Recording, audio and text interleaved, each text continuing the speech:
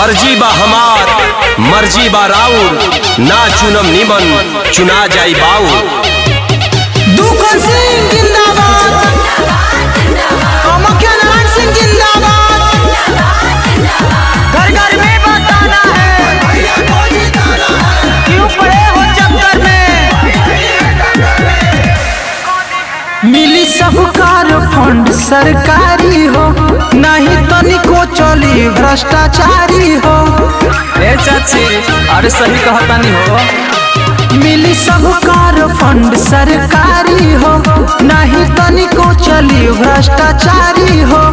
एहो सोनाए भैया सोनाए भोज नहीं केहू के निराश करी है। दुखन सिंह जी जीती है ता पंचायत में न्याय करी है। केहू के साथ नहीं को बोया न्याय करी है। ना भूले के बा ना भुलाए के बा, हर जन जन के जगावे के बा। स्टॉप छाप जिंदाबाद, सरना पंचायत जिंदाबाद। घर घर में बताना है, क्यों पड़े हो चक्कर में। बड़ी निक दिल इंसान सच्चा, जाने इनका के बच्चा बच्चा।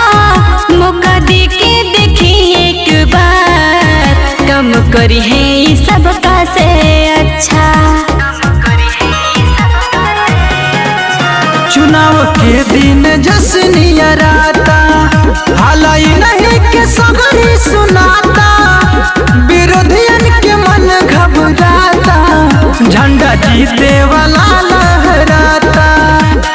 सोनाए मोह में होए नहीं गाँव में, यह कुछ खास करी है।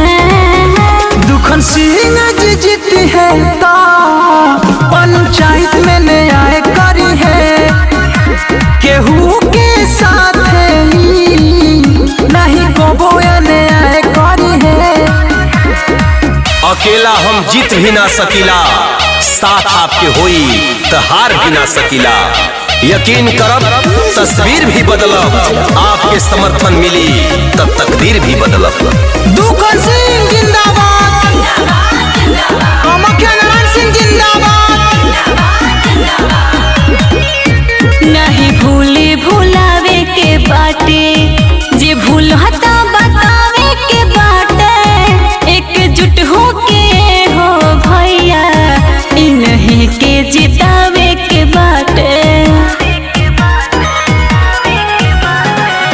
सच्चा करता रे ई हो वादा, नहीं बदली हो इनकर इरादा। केहुओ के कमावा में नहीं आवे हो दी है बाधा।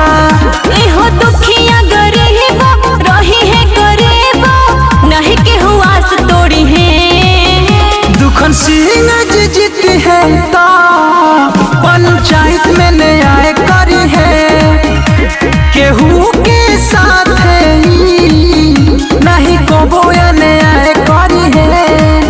मिली सबकार फंड सरकारी हो, नहीं तनिको चली भ्रष्टाचारी